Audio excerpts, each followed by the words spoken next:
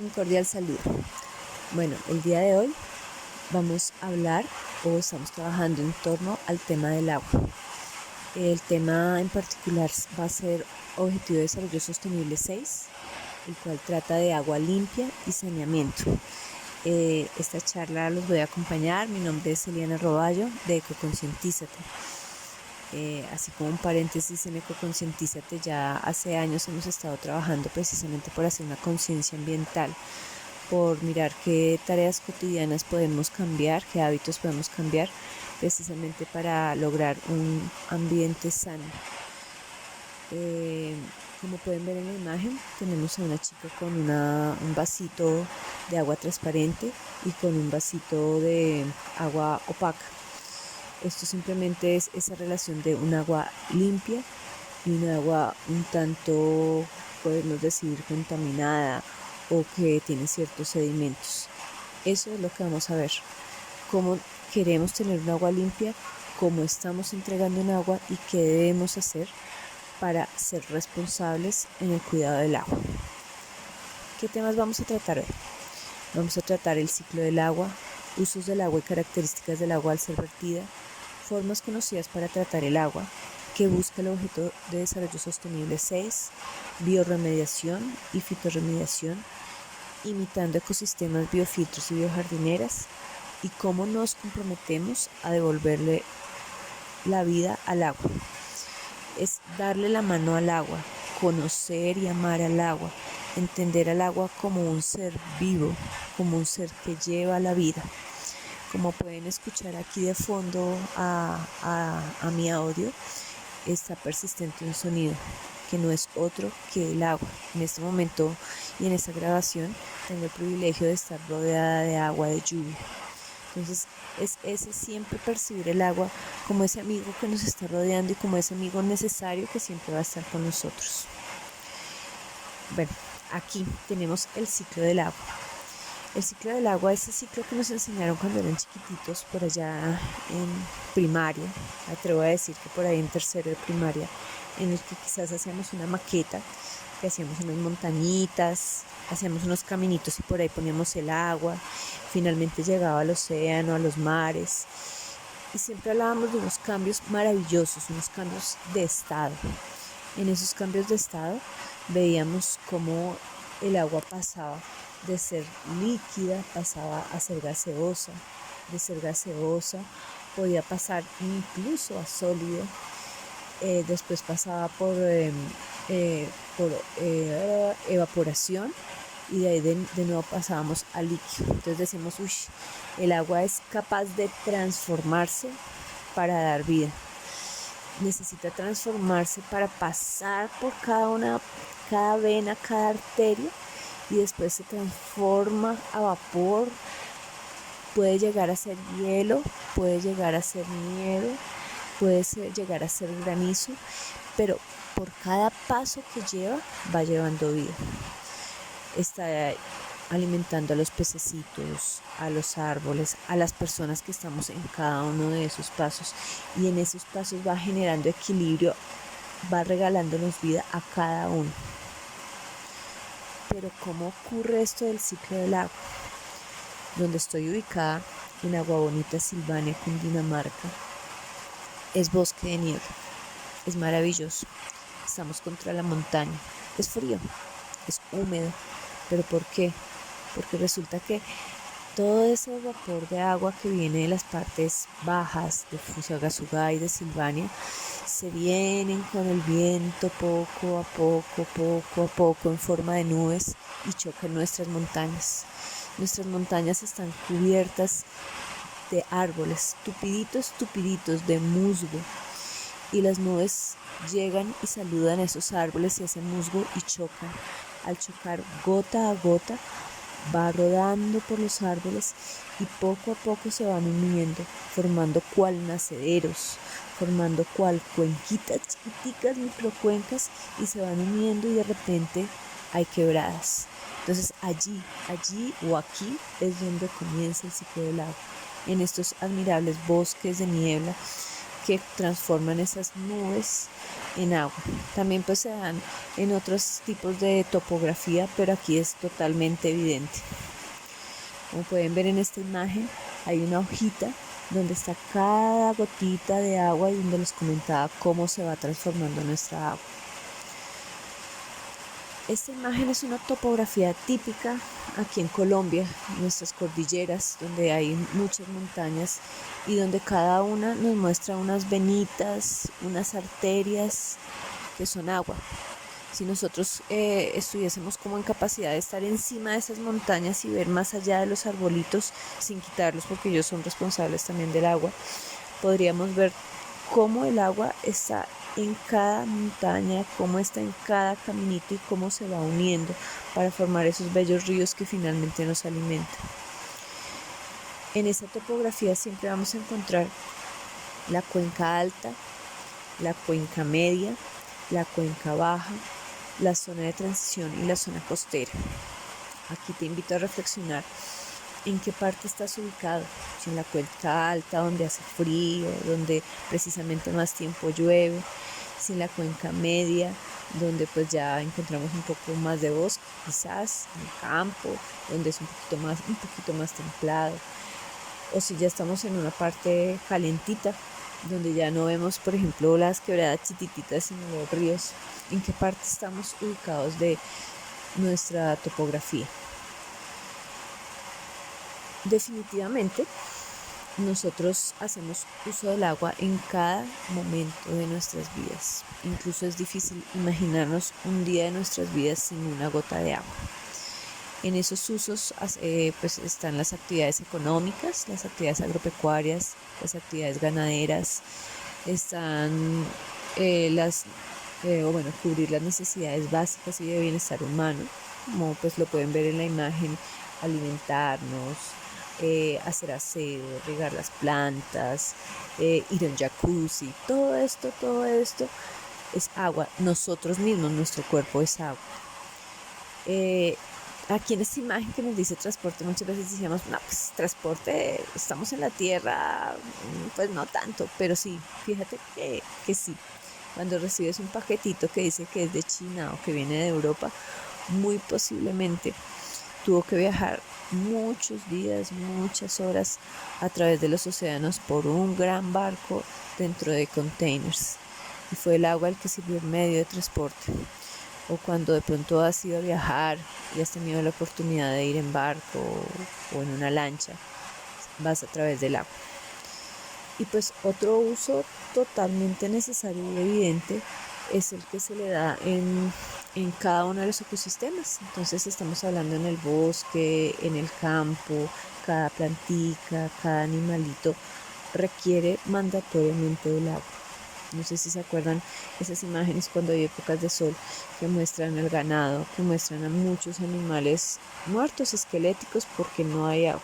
Y eso mismo, bueno, nosotros no nos percibimos muy bien dentro de un ecosistema, pero eso también nos puede pasar a nosotros. Ya hemos visto lo que es el ciclo del agua como un ciclo, como eso que nos enseñaron en primaria. Y también hemos visto los usos que nosotros humanos le damos al agua, pero es necesario entender las interacciones. ¿Qué es eso de las interacciones? Es necesario ver cómo en cada parte del ciclo del agua nosotros intervenimos de manera positiva o de manera negativa. Como de pronto, no sé, hemos asistido a jornadas de reforestación para que esas cuencas, para que todo lo que está rodeando esas cuencas no estén degradados, no se erosionen, puedan seguir habiendo nacederos. Como de pronto nos hacemos responsables del agua cuando hacemos uso, miramos no regar agua, miramos que ahorramos el agua, cómo nos hacemos responsables. Aquí el punto de que el agua que usamos, una vez lo usemos, llegue en buen estado otra vez al ciclo del agua, que no seamos precisamente los que destruimos el ciclo del agua. En esta imagen vemos cómo hacemos uso del agua en la industria, en las oficinas, en las casas, en el deporte, en actividades de ocio.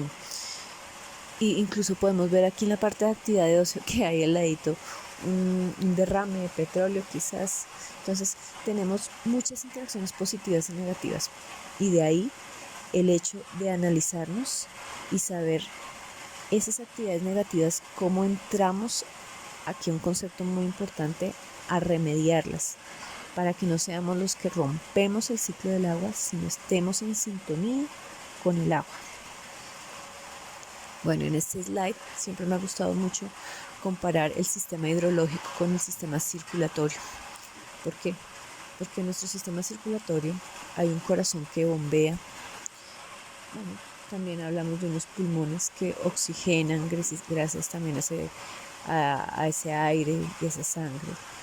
También hablamos de los alimentos que nos nutren y la sangre que lo reparte a todo nuestro cuerpo generando vida. Y esto me hace pensar precisamente que el sistema hidrológico hace todo lo anterior. Es quien bombea el agua, quien poco a poco la va uniendo, quien nutre cada paso por el que va pasando, quien oxigena el agua misma, porque el agua es oxígeno, es vida, y a través de su paso genera vida.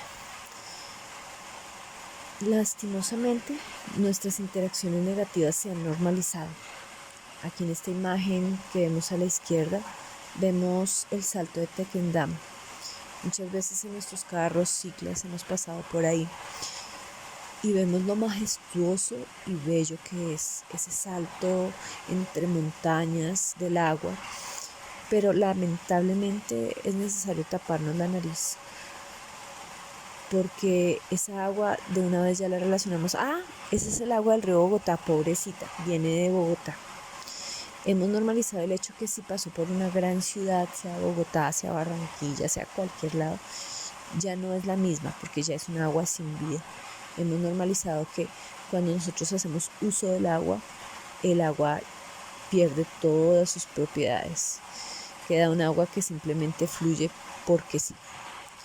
Y esto está mal, porque cuando normalizamos algo negativo, no hacemos nada por cambiarlo. Esto precisamente es una introducción para entender los impactos de los vertimientos que hacemos. El agua es sabia, el agua es maravillosa, el agua es parte de la naturaleza, es naturaleza. Como tal, el agua tiene una propiedad que es la propiedad de autopurificación, de autosanarse. Anteriormente, cuando no todos estábamos en la ciudad, al no estar tan juntos, al estar más separados cuando vivíamos en el campo, cuando las familias estaban un poco más dispersas, todos los vertimientos que se generaban no iban a un mismo punto. Entonces esto hacía que hubiesen más recorridos del agua, incluso contaminada, y que en esos recorridos el agua pudiera sanarse, autoeliminar las descargas orgánicas a través de la vegetación y de las bacterias que habían en su recorrido antes de llegar a las quebradas o ríos. Esto era bueno, porque de todas maneras no hablamos, por ejemplo, de un río Bogotá totalmente saturado y contaminado. En esta imagen que vemos acá se ve como el exceso de nutrientes acumulados de descargas orgánicas, de contaminantes, hace que el agua ya no pueda tener vida, que lo intente, pero que le sea muy complicado. El agua, cuando en su estado normal, como se muestra aquí a la izquierda, pues hay animalitos, hay algas, hay peces, hay vida dentro de ella.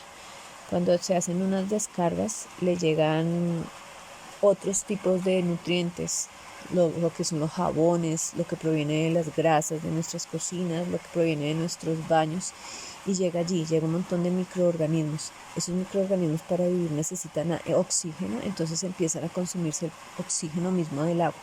Pero como son tantos, porque todos vivimos en el mismo sitio, entonces ya se consumen todo el oxígeno del agua.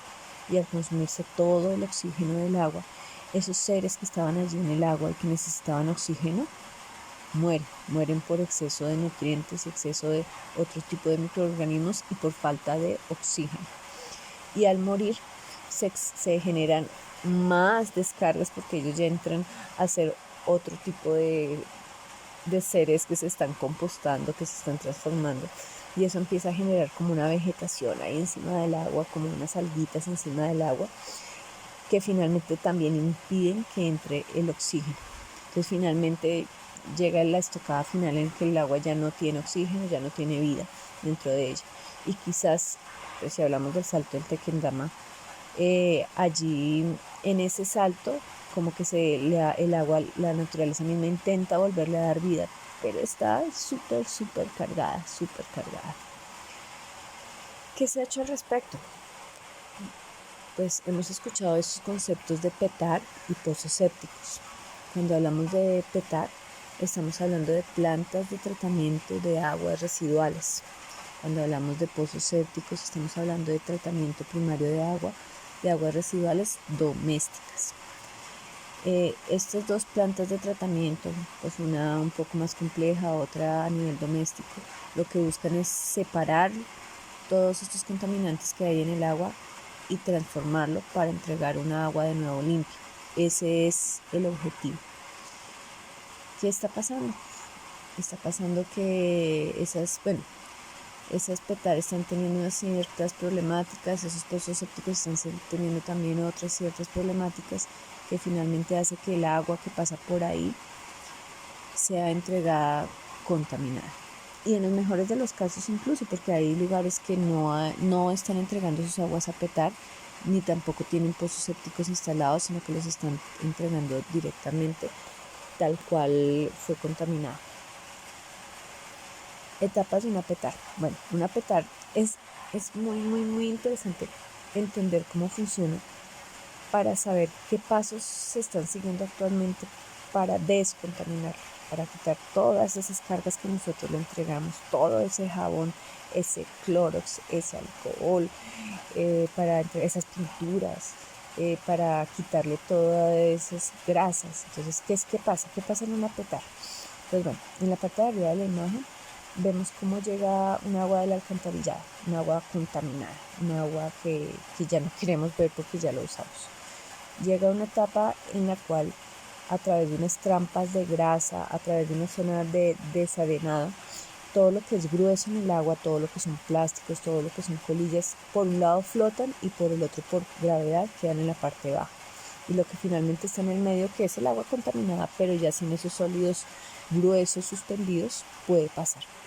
Entonces en esa primera etapa queda lo grueso, la grasa y lo que está suspendido tipo plásticos, tipo papel higiénico. Bueno, todas estas cosas quedan ahí. En parte, lo que no se ha disuelto. Pasan a otra etapa que llaman la etapa de decantado, donde el agua está en movimiento. Al estar en movimiento también se procura que esos sólidos sigan quedando separados y que continúe el agua. Pasa a otra etapa, que es la etapa de tratamiento biológico. En el tratamiento biológico hay microorganismos. Esos microorganismos empiezan a comer esos contaminantes que todavía están en el agua, a transformarlos. Ellos tienen un trabajo de transformación. Una vez ha pasado por el tratamiento biológico, pasa por una etapa físico-química, en la que a través de químicos se procura eliminar lo que quedó contaminado después del tratamiento biológico. Después pasa a una parte en la que de todas maneras se hace una separación de los lodos que hayan quedado. Entonces, si ustedes ven en cada una de estas etapas, lo que se ha hecho es empezar a quitar la parte más sólida, empezar a quitar las grasas, empezar a quitar las arenas, empezar a quitar los sólidos suspendidos, para finalmente tener un agua incluso, o sea, sin contaminantes, y que ya pueda pensarse en que tiene oxígeno. Y la idea es que, bueno, después de haber quitado esos lodos incluso hay que hacer una disposición adecuada, se entregará el agua a los ríos de buena manera, que ya esa agua pueda fluir, que ya no tenga olores, que ya no tenga sólidos, y que a través del recorrido del río pueda otra vez tener oxígeno. Esa es la teoría, pero en la práctica, ¿qué pasa? Voy a referirme otra vez a Bogotá porque pues he tenido la oportunidad en varias ocasiones de cruzar cerca al río. Pues voy a referirme de nuevo a Bogotá. Alguna vez tuve la oportunidad, hace ya unos 2-3 años antes de la pandemia, de hacer un recorrido por el río Bogotá.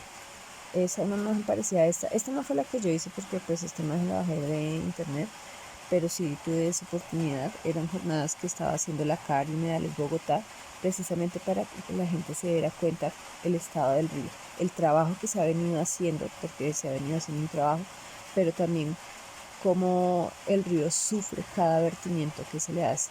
Lo logramos recorrer, que eso era algo, un logro muy grande, porque eso no se podía hacer porque antes por el grado de sedimentos y basura que había, las lanchitas chocaban. Pues ya con toda la limpieza que ha venido haciéndole la CAR y otras entidades, ya se puede navegar, pero pues eso no quita todos los contaminantes que hay dentro de él.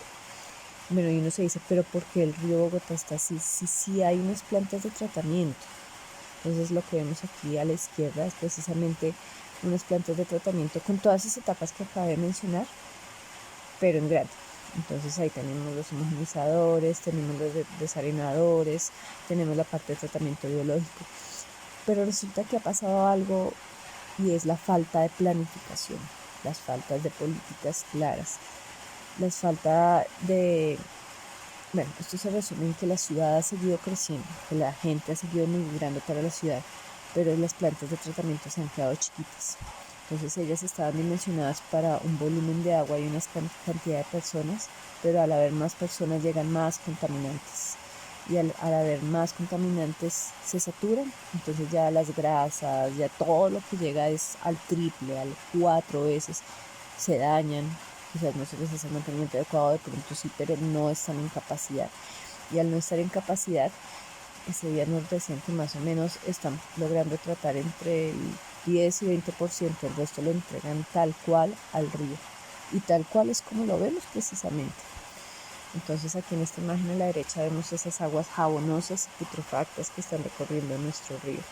¿Por qué? Como les decía, por la saturación de contaminantes, por la gran cantidad de personas que estamos en las ciudades, y pues que generan más contaminación. Hay algún paréntesis, precisamente a veces cuando uno dice, ay, no me dan la licencia de construcción, debería ser precisamente un requisito saber si las cantidades de casas y personas es la adecuada para esas plantas de tratamiento.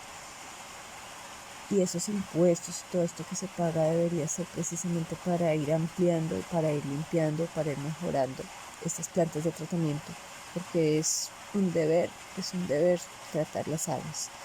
Aquí lo estamos mencionando a nivel ciudades, también es un deber a nivel personal. Y pues algo que tiene nuestra agua sí es el desinterés. O sea, si nosotros no nos interesamos por saber de dónde viene el agua que llega a nuestra casa y no nos interesamos por saber a dónde va el agua que usamos, pues no la vamos a cuidar. No, definitivamente no la vamos a cuidar. Bueno, y si hablamos de un pozo séptico, ya esta solución se empieza un poco más rural, porque cuando nosotros vivimos en el campo, por ejemplo, mi persona, a uno pues contrata el punto de agua, le llega su agüita limpia, pero no hay una solución de alcantarillado.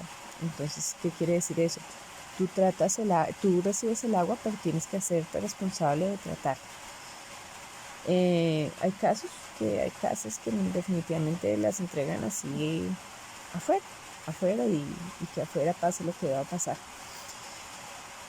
Pero pues la idea es precisamente instalar un sistema de tratamiento, el más convencional es el pozo séptico, en donde hay una parte que también se encarga de separar las grasas, que también se encarga de separar los lodos, y como forma de tanque, como forma de tina, en la cual llega el agua ya sin grasas, sin los lodos más gruesos. Hay unos microorganismos que se encargan de empezar a comer todos esos nutrientes que están llegando a nuestro jabón y de todo lo que botamos, y empieza a acumular, y después, una vez acumulado, pues con el tiempo la idea es que se vaya a un drenaje que ya, como ha sido tratada, se pueda utilizar para riego y demás. ¿Qué está pasando? Con el tiempo, el año, 2 años de uso en nuestra casa, ya son muchas grasas, ya son muchos lodos. Nuestro pozo séptico se va llenando, se va saturando. Al saturarse empieza a hacer vertimientos de aguas no tratadas, y al hacer vertimientos de aguas no tratadas vamos a tener zonas altamente contaminadas, donde empezamos a tener problemas con nuestros vecinos o nuestra propia finca, porque empezamos a sentir malos olores y porque empezamos a ver cómo estamos contaminando nuestro propio terreno. En este otro slide vemos ya un ejemplo de esas problemáticas que pasan en los pozos sépticos que pueden ser solucionables, pero que exigen entender esos tratamientos y hacer un mantenimiento adecuado. En la imagen izquierda podemos ver un pozo séptico saturado, lleno de grasas, lleno de lodos, que necesita que se le haga un mantenimiento y una disposición adecuada de esas grasas y esos lodos. En la imagen central vemos que es necesario, si bien nosotros no lo hacemos, o sea, nosotros como personas, como individuos, de sacar los lodos, es necesario, por ejemplo, contratar una cisterna, creo que les dicen, para succionar todas esas aguas y llevarlas a otro sitio donde se pueda hacer el tratamiento para succionar todos esos lodos. Y pues la última imagen muestra a una chica que está mostrando cómo el pozo séptico que está allá debajo está haciendo vertimientos, se está rebosando y está contaminando. Está infiltrándose quizás a las quebradas, aguas que van a llegar a quebradas y que finalmente va a contaminarse con lo mismo que nosotros vertimos. Entonces, ¿qué problemáticas hay en los pozos sépticos? También hay una saturación, también se nos olvida que hay que hacerle un mantenimiento. Ese mantenimiento, pues podríamos pensar lo que lo hacemos nosotros mismos y nos programamos cada año, cada 2 años, o que le pagamos a una empresa que lo haga, pero pues estamos hablando de que dependiendo del tamaño de nuestro pozo séptico va a ser el costo también de ese mantenimiento, que no tengo el precio aquí en mente, pero puede ascender obviamente al 2 millones de pesos. Entonces, pues sí, se requiere un mantenimiento para que esos pozos sépticos y respetar funcionen para lo que fueron diseñados. Bueno, aquí seguimos con un slide que es pues una excusa que nos dio aquí para reunirnos el Objetivo de Desarrollo Sostenible 6. Esos objetivos de desarrollo sostenible que buscan generar acciones para que nuestro planeta sea sostenible, para que podamos seguir viviendo en él, para que los recursos naturales estén presentes y que a través de esos recursos naturales nosotros pues, podamos seguir subsistiendo. Y pues obviamente un recurso natural indispensable es el agua. ¿Qué dice ese Objetivo de Desarrollo Sostenible? Es necesario garantizar la disponibilidad y gestión sostenible del agua y el saneamiento para todas las personas. Que el agua en cada etapa pueda fluir de manera adecuada y que nosotros nos hagamos responsables de descontaminarla. Pero hay unas metas relacionadas con ese Objetivo de Desarrollo Sostenible, que esas metas precisamente son como los pasos para lograr ese objetivo. El primero nos dice: es necesario asegurar agua potable a un precio asequible. ¿Para qué? Para que todas las personas podamos tener agua de calidad.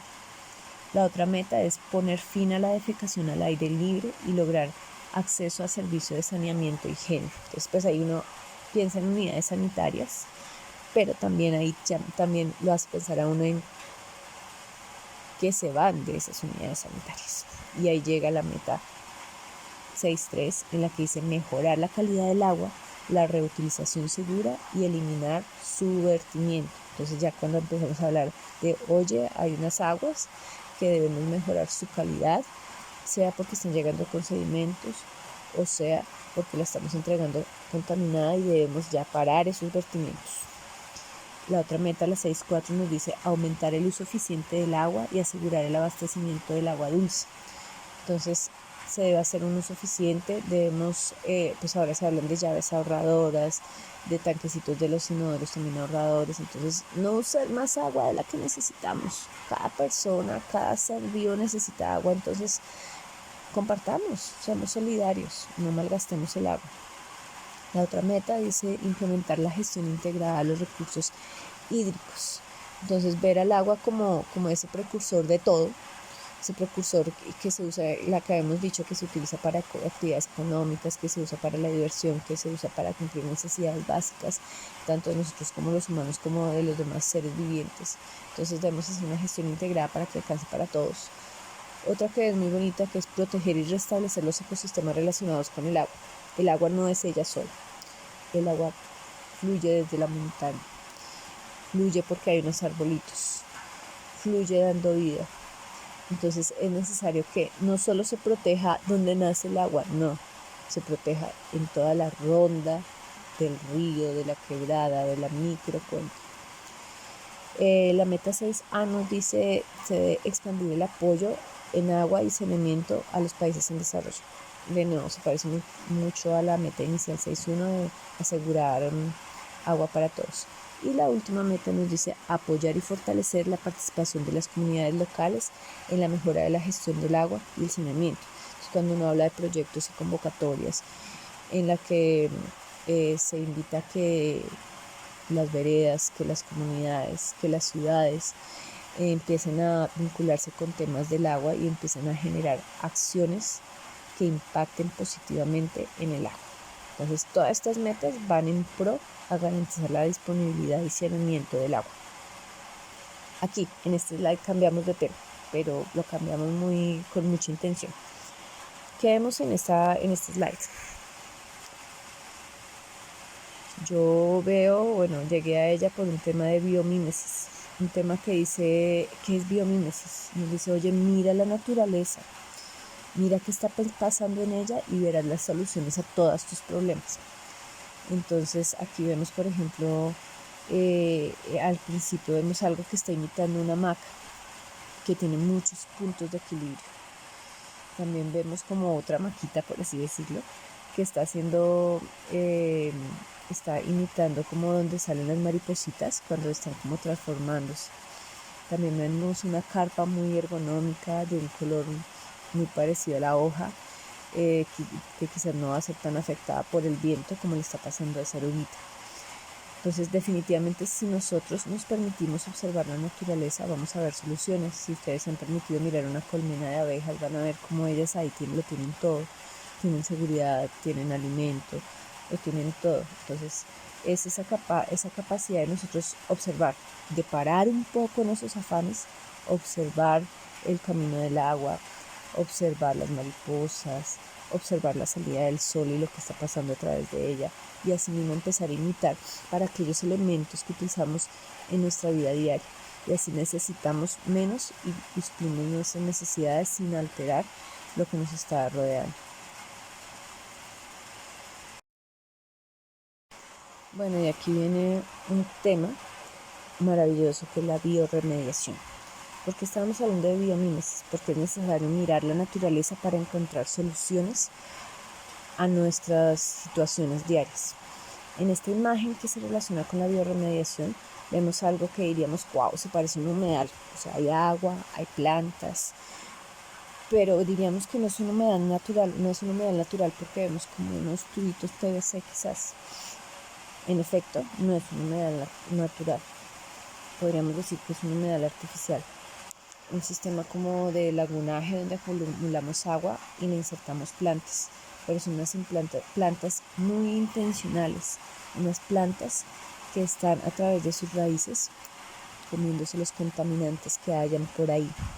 Entonces ellas están haciendo esa tarea. Entonces dijimos, wow, el poder de la naturaleza.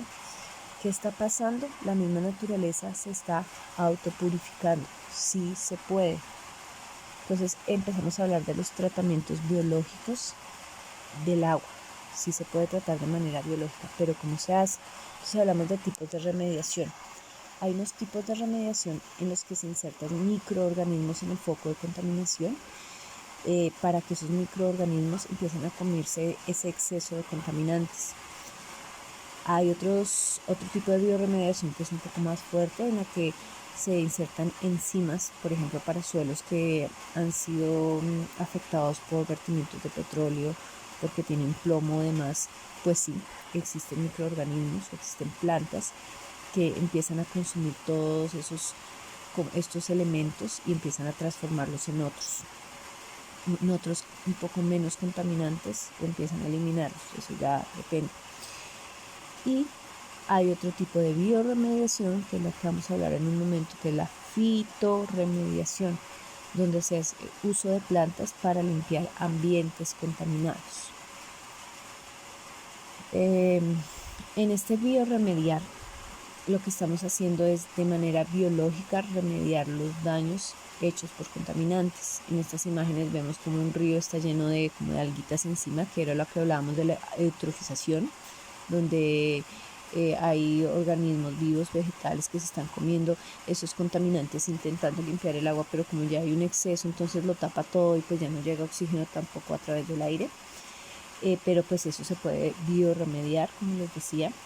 Aquí está un riego de petróleo y en la parte derecha vemos lo que habíamos visto al inicio, que era un sistema de lagunaje de humedal, donde esas raíces que se están levantando son las que están haciendo todo el trabajo. La bioremediación fue algo que siempre ha estado ahí, pero que no se había descubierto. Cuando se descubrió se dijo, wow, la biotecnología, es posible crear tecnología o orquestar toda la naturaleza para remediar los daños que estamos haciendo.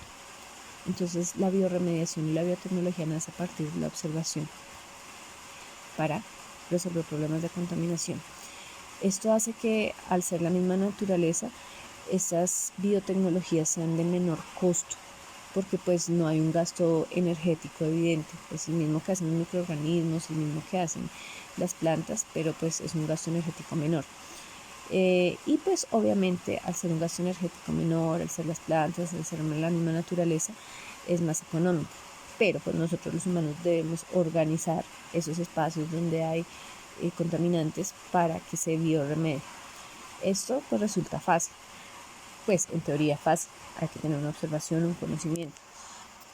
Pero pues las contras que a veces se le ven es que como es algo natural, es un proceso natural, necesita tiempo. Los procesos naturales necesitan tiempo. Eso no es de una que puso una plantica y ya lo transformó, no, necesitan tiempo. Y necesita espacios. O sea, no es que yo acumule las plantas así súper apretadas y ya lo hizo todo, no. Entonces por eso a veces se dice, no, mejor un proceso químico. Ahí ya depende. Aunque pues obviamente si queremos dar soluciones nosotros mismos como personas, como familias, podemos optar por la bioremediación, por la fitorremediación, que es menos gasto energético, menos costo, imitación de la naturaleza y conocimiento y conciencia y responsabilidad. En este otro slide vemos como las capas de la tierra refiriéndonos a la fitorremediación. Se nos dice que el suelo es un organismo vivo y diverso que contribuye al equilibrio. Todo se transforma en el suelo, en el agua, todo se transforma. La palabra fitorremediación viene del griego planta y del latino cura. Entonces, la fitorremediación quiere decir plantas que curan. En la fitorremediación no podemos pensar que ponemos cualquier matica. No, todas las matas comen lo mismo. Entonces, no cualquier matica va a hacer esa tarea que queremos. Depende del tipo de contaminante, depende de lo que estemos vertiendo, van a ser las plantas. Entonces hay que tener un conocimiento de plantas fitorremediadoras. ¿Qué hacen las plantas fitorremediadoras? A través de sus raíces, a través de sus hojas empiezan a consumirse todos estos elementos contaminantes, a transformarlos. Algunas se quedan esos contaminantes ahí mismo en las raíces, algunos los transportan a sus hojas dependiendo de la planta y algunos lo transforman en elementos menos contaminantes en otros elementos. Entonces, por eso se habla de absorbe, concentra y transforma. Eso es lo que está pasando en nuestras plantas fitorremediadoras, que lo hacen tanto en suelo como en el agua, incluso en el aire. O sea, ustedes ven que en un lugar muy contaminado en la atmósfera, en el aire, si tienen muchos árboles, empieza a cambiar su efecto. En este otro slide vemos muchas plantas. El bambú, la avena fatua, el lirio amarillo, la alfalfa, el cartucho, el bore. Decimos, wow, todas estas plantas que ustedes ven aquí son fitorremediadoras. Obviamente, dependiendo del clima, va a ser la planta fitorremediadora que escogemos. Entonces, por ejemplo, es muy típico ver los papiros. Estos papiros se ven mucho en los jardines. Estos papiros consumen mucha agua. Pero si tú lo pones allá donde estás vertiendo tus aguas grises, obviamente ellos van a pegarse una crecida porque precisamente ellos consumen todos esos nitratos.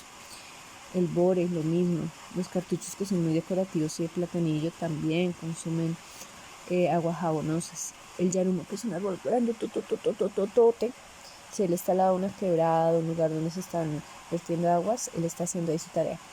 También otro que es muy bien conocido por hacer tareas de fitorremediación es el pasto vetiver, porque él enraiza mucho y además consume todos estos tipos de aguas. Entonces, ¿qué plantas utilizamos para fitorremediar? Depende del clima. Toca que conozcas qué plantas se dan y así mismo empezar a probar y utilizar. Entonces ya con esto nos podríamos estar imaginando que donde vamos a vertir nuestras aguas ya no es un sitio así nauseabundo, sino que va a ser casi como una biojardinera que está transformando. Así lo empezamos a imaginar. Pues no es tan sencillo solo como ponerlas, hay que hacer otras cosas, pero así no lo podemos imaginar. Bueno, entonces ya había dicho la palabra ahorita, la biojardinera. En las biojardineras no es otra cosa que como un tanque, como un espacio que hacemos en nuestra tierra, como casi una piscina, donde empezamos a colocar unas capas filtrantes, unas piedras, unas arenas, y donde dentro de ese tanque colocamos plantas fitorremediadoras. En este dibujo se notan unos papiros, como mencioné anteriormente, unas matas de plátano y unos bores. Esas 3 plantas son muy fitorremediadoras. La planta de plátano también. Ella, incluso pueden buscar por internet el círculo de bananas y todos los beneficios que presta frente al tratamiento de aguas grises y o residuales. Y pues a través del paso del agua por ese estanque que empezó desde la parte superior y va bajando, y al bajar se encuentra con raíces, y las raíces van consumiendo todo lo que trae el agua, siguen consumiendo hasta que finalmente llega a la parte baja y sale el agua. Al salir esa agua ya se podría pensar en un lagunaje, punto de inspección para mirar cómo está nuestra agua y para que el sol también pueda seguir haciendo su tarea de terminar con pues lo que haya quedado de esos pequeños microorganismos, y ahí se utilizarla para un riego o para almacenarla, para hacer otros usos de esa agua, no quizás para tomarla, pero sí para reusarla. Y pues también tenemos en la parte de abajo un dibujo de un humedal artificial. Ustedes dirán, un humedal, pero se ve seco. Sí, efectivamente se ve seco, pero allá debajo tiene todo un sistema impermeable para que el agua que pasa, que entra por ella, no se salga y no se vierta a su alrededor, para que las raíces de ese pasto que está ahí, o de esa colesor, bueno, lo que está ahí, empieza a consumir lo que está llegando por ahí, y para que cuando salga en buen estado. Humedales artificiales, para que cuando haya tiempo también lo revisen. Hay humedales verticales, humedales horizontales, hay sistemas de lagunaje. Estos humedales es como finalmente como está llegando el agua y como se está pasando a través de ese humedal. Y pues no necesariamente se ve el agua, porque si se viese el agua, incluso eso haría que lleguen mosquitos, que sea incluso un poco más complicado. Entonces tenemos la parte interna, está el agua, y ya la parte superior tenemos una capita de tierra o de piedra donde se están sosteniendo esas plantas. Entonces es un sistema que aparentemente se ve seco, pero por dentro hay agua. Pero para que haya un tratamiento adecuado debe pasar como pasa en los pozos sépticos o como pasa en la petar. Deben haber varias etapas. En los sistemas biológicos también. Aquí en esta imagen se muestra que también hay una parte donde pues nosotros le llamamos trampa de grasas, donde llega el agua inicialmente, es agua gris que vertimos. Allí se recogen las grasas se dan en la parte superior y los lodos quedan en la parte inferior, y una vez pasa por ahí llega una capa filtrante, a unos lechos filtrantes. En esos lechos filtrantes pues ya no llegan grasas ni lodos, y por ahí pasa el agua para empezar a como que hay hacer una trampita también, y que pase el agua, la parte líquida mucho más fácil, y pasa ya al humedal donde están todas estas plantas para fitorremediar. Entonces también tenemos que tener unas etapas, pero pues estas etapas, como lo ven, es de manera biológica, y estamos logrando precisamente empezar a quitar todos estos tipos de contaminantes. Aquí viene un tema, bueno, ya hemos hablado de humedales, de bioremediación, de fitorremediación, de plantas fitorremediadoras. Ahora venimos a hablar de una combinación de tecnologías. Lo que yo les venía comentando, algo que es importante recordar es que en nuestras casas, oficinas y demás, las aguas se están mezclando, las aguas grises con las aguas residuales. Las aguas grises son las aguas jabonosas, las aguas grasas, las aguas que vienen de lavaplatos, las aguas que vienen de duchas, las aguas que vienen de la lavadora. Esas son las aguas grises. Las aguas residuales son las que vienen de nuestro inodoro y que tienen una alta carga orgánica. En mi caso, donde yo estoy en la finca, a mí me gusta separar las aguas. Entonces las tuberías se hicieron separadas, porque es más fácil tratar las aguas que no están mezcladas, porque las plantas hacen su tarea con los nitratos. Se hizo una tarea de quitar las grasas anteriormente, pero esa parte orgánica no se las entrego a las plantas, ese popó, ese chichi, sino que se va a entregar a otra etapa biológica, que aquí, pues que se llama, que lo van a encontrar como vermifiltro. Entonces ese tanquecito que vemos en la parte superior es un vermifiltro. En ese vermifiltro lo que pasa es que hay unas capas filtrantes, como vimos en el slide anterior, donde hay como unas piedras, una antracita, una arena, pero en la parte superior hay tierra y hay lombrices. ¿Qué pasa? Cuando llega el agua del inodoro con popó, con heces, con agua, las lombrices se alimentan, transforman, convierten. Entonces finalmente ahí vamos a tener ya es humus y las lombrices ya se habrán alimentado y no lo que sigue por las demás capas filtrantes van a estar libres del popó. Entonces, ¿qué va a pasar? Esas capas filtrantes lo que van a seguir es limpiando el agua. En esas capas filtrantes van a haber microorganismos rodeando esas piedritas, esa arena, y van a seguir esos microorganismos limpiando. Entonces, el vermifiltro, si uno se imagina el vermifiltro por dentro, es un lugar donde hay muchos seres vivos, donde están existiendo muchísimas transformaciones. Es una cajita de Pandora donde están ocurriendo muchísimas transformaciones. Y una vez sale el agua del vermifiltro, ahí sí hablamos de una zona de humedal, de biojardinera, donde el agua sigue tratándose.